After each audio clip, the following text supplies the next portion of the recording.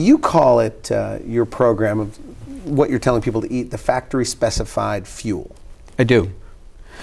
You know how when you buy a Walkman or a piece of electronics, it recommends a certain kind of battery? Okay. Or if you buy a washing machine, it says it recommends a certain kind of soap. That's the factory-specified battery or the factory-specified soap for the washing machine. It'll run well on other things, but in the lab it was tested on this particular battery or this particular kind of detergent, and we know that it produces a certain kind of performance. Cars have a factory-specified fuel when they test them in the labs. Okay. We humans also have a factory-specified fuel.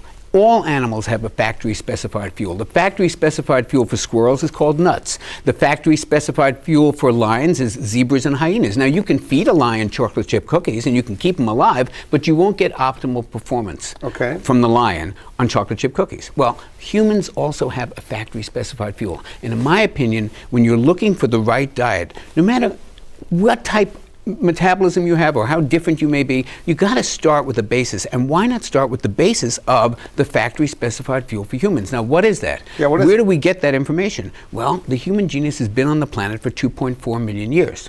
The Ice Age was 50,000 years ago. Agriculture was only invented 10,000 years ago, and McDonald's was from 1957. So where should we look for information on how this body is supposed to run?